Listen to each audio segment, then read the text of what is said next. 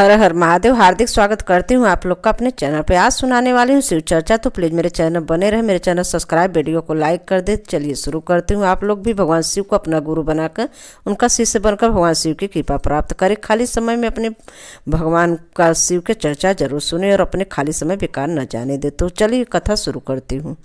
शिव की पहली पत्नी थी सती। वह विवाह उन्होंने सती के पिता दक्ष की इच्छा के विरुद्ध किया था। दक्ष उनका अपमान करने के अवसर ढूंढा करते थे। पिता के ऐसे व्यवहार से लज्जित होकर सती ने अपना शरीर त्याग दिया। उनकी मृत्यु के बाद शिव हिमालय पर जाकर फिर से तपस्या में लीन हो गए। जिस उपवन में शिव ध्यान करते थे उसके निकट ही पर्वतराज पर हिमवान रहता था। उसके स्वर्ग की अप्सरा मेनका से विवाह किया था। कुछ वर्ष बाद मेनका ने एक पुत्री को जन्म दिया। उसका नाम रखा पार्वती। वास्तव सती ने ही फिर से पार्वती के रूप में जन्म लिया था। वर्ष बीते पर पार्वती अवस्था में प्रवेश किया। एक दिन मेनका ने अपने पति से कहा, स्वामी, पार्वती अब विवाह योग्य हो गई है। अब हमें पार्वती के लिए योग्य वर खोजना चाहिए। हिमवान बोला, मैं जानता हूँ, परंतु कोई योग्य वर ध्यान में नहीं आता। मैं अपनी पुत्री का हाथ उसी के हाथ में दूंगा जो इस सब प्रकार से योग्य होगा। एक दिन नारद मुनि हिमवान के घर आए। जब उन्होंने पार्वती को देखा तो हिमवान से बोले, हिम, तुम्हारी पुत्री के भाग्य में तो भगवान शिव से विवाह करने का योग है। नारद मुनि की बात सुनकर हिमवान सोचने लगे, शिव के पास मैं कैसे जाऊँ। उन्होंने अस्वीकार कर दिया। तो सती की मृत्यु के बाद उन्होंने किसी स्त्री का मुख तक देखा नहीं। परंतु मुझे वर खोजने की आवश्यकता नहीं। नारद मुनि की भविष्यवाणी असत्य नहीं होगी। मैं धीरज पूर्वक प्रतीक्षा करूंगा। परंतु एक दिन हिमवान की धीरज टूट गया। उसने यह विचार किया कि वह मेनका से बोला, मैं पार्वती को शिव की सेवा करने भेजता हूँ। वे उसके रूप और गुण से प्रति आकर्षित जरूर होंगे। मेनका बोली, विचार तो बहुत उत्तम है। हिमवान ने पार्वती को अपने पास बुलाया और कहा, बेटी, भगवान शिव उस उपवन में तपस्या कर रहे हैं। तुम अपने सहेलियों के साथ जाकर उनकी सेवा किया करो। पार्वती बोली, अवश्य पिताजी, हमने अनेक बार उन्हें देखा है। पार्वती और उसकी दो सहेलियां को लेकर हिमवान शिव के पास गया और निवेदन किया, भगवान शिव, आपके पास पूजा अर्चना की तैयारी करने वाला कोई नहीं है। मेरी पुत्री यह सेवा आप कर सकती है। हिमवान की बात सुनकर शिव सोचने लगे, कन्याएं भले ही सेवा करे। जो व्यक्ति संसार से वैराग ले चुका है उसे इनके कोई व्याघात नहीं पहुंचेगा। यह सोचकर वो हिमवान से बोला, तुम्हारे इस प्रस्ताव के लिए मैं तुम्हारा आभारी हूँ। कन्याएं मेरी इच्छा अनुसार सेवा कर सकती हैं। शिव का प्रस्ताव सुनकर हिमवान बहुत प्रसन्न हुआ। कन्याओं को वहां छोड़कर चला गया। पार्वती शिव की सेवा करने लगी। वह उपासना के लिए कुश तृण चुनती थी और गर्मी बढ़ने पर शिव पर पंखा झेलती। इस प्रकार पार्वती के हृदय से शिव से प्रेम करने लगी। इस बीच आप देवता इंद्र के पास ब्रह्मा जी के पास आकर बोले, भगवान, असुर तारक के अत्याचारों से हमारी रक्षा करे। उसके स्वर्ग अधिकार कर लिया है और लोगों ने हाहाकार मचा रखा है लोगों में। उसने प्रसन्न करने के लिए हमने उसे उपहार भी भेजे, परंतु वह जितना ही उसे प्रसन्न करने के प्रयत्न करते उतनी ही उसकी दुष्टता बढ़ती जाती है। हमारी आपसे प्रार्थना है कि हमें कोई ऐसा नेता प्रदान कीजिए जिसके हमारे अत्याचारों का त्राण दिलाए। ब्रह्मा जी का सहाय होकर बोले, प्रिय पुत्र, मैं चाहती हूँ तुम्हारी तब सहायता नहीं कर सकता। तारक को मैंने एक बार वरदान दिया था, उसी से वह इतना बलवान हो गया। मैं भी उनका नाश नहीं कर सकता, परंतु एक उपाय है। शिव का पार्वती से विवाह विधि विधान से हो जाए तो शिव पार्वती की सुंदरता का भान कराओ। शिव और पार्वती का जो पुत्र होगा वही तुम्हारा नेता बनकर तारक का वध करेगा। ब्रह्मा जी की बात सुनकर देवराज इंद्र सीधे प्रेम के देवता काम के पास पहुंचे। बोले, कामदेव, मैं तुम्हारे पास एक आवश्यक काम से आया हूँ। तुम शिव पर अपना जादू चलाओ ताकि पार्वती से विवाह कर ले।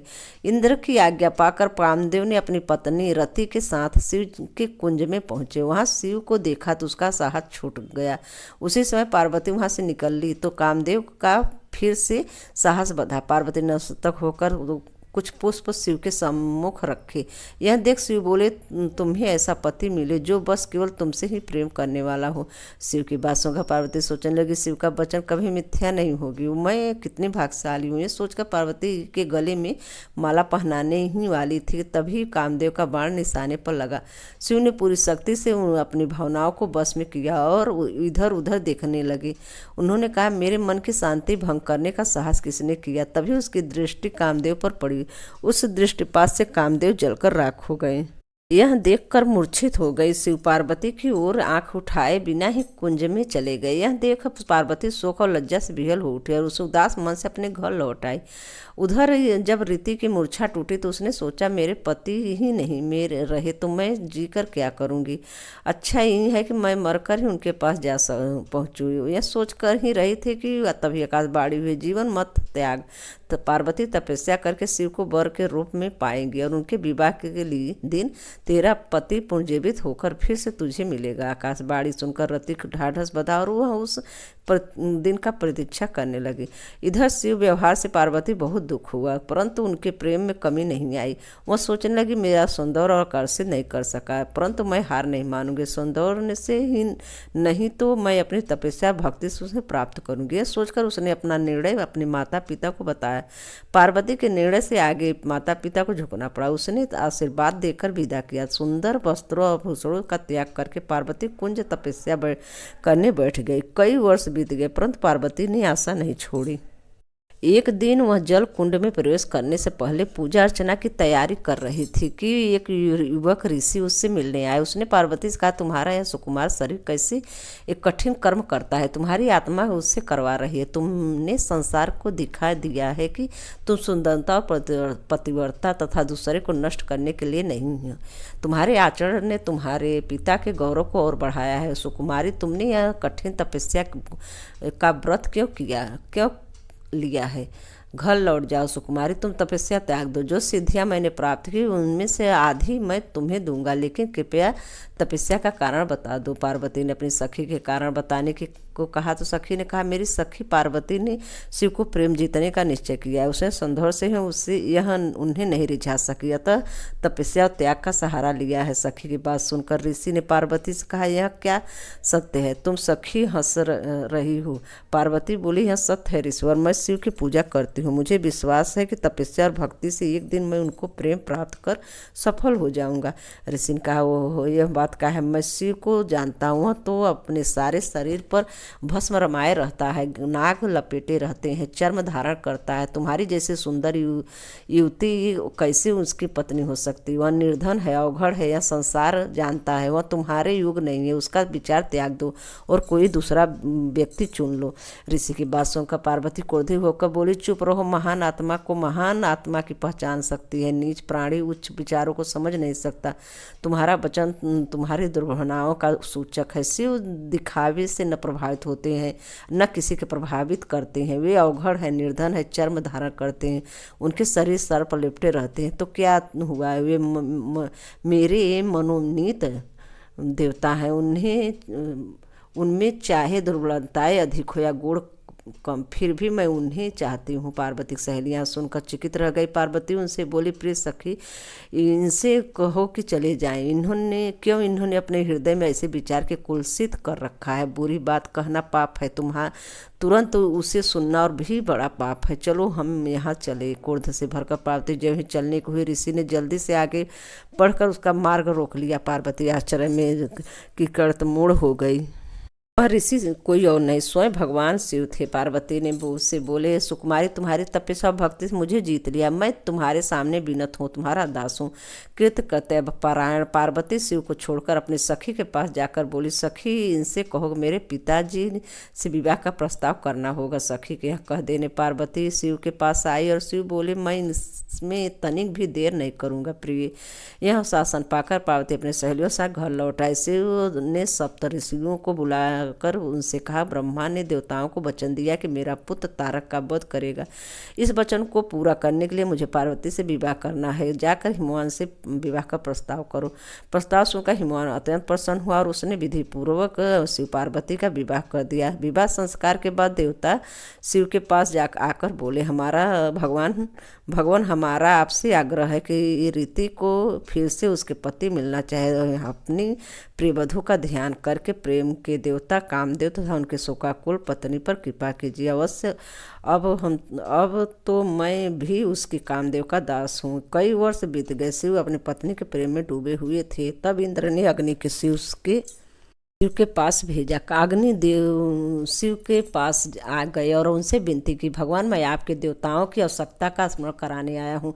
शिव ने अग्निदेव के हाथ में एक बीज रख दी कर बोले, इस बीज को पकने पर एक बालक का जन्म होगा, वही तुम्हारा सेनापति होगा। अग्निदेव बीज लेकर वहाँ से चले गए, परंतु वह बीज इतना गर्म था कि उसे पकड़ रहना कठिन था। इंद्र के पास पहुँचते पर अग्निदेव का शरीर पीला पड़ गया। वह इंद्र से बोले, मैं बीज मेरे पास है परंतु उसे संभालना असंभव है। अग्निदेव की दशा देखकर इंद्र दुखी होकर बोले, तुम इसे गंगा के पास ले जाओ, वह तुम्हें ठंडक पहुंचाएगी और इसे संभालेगी। अग्निदेव गंगा के पास गए। जब उन्होंने बीज को लेकर उसमें डुबकी लगाई तो उसमें अफान आने लगा और वह उबलने लगा। तब बीज किनारे पर जा गिरा। उसी समय स्वर्ग की 6 अप्सराएं गंगा में स्नान करने आई। उन्होंने बीज को उठाकर सर घास में रख दिया। बीज तब तक पक चुका था और उसमें कार्तिक प्रकट हुए। आश्चर्यचकित अप्सराएं बोली, इसे हम अपने साथ ले जाएंगे, पहले पहल में हमने इसे देखा है।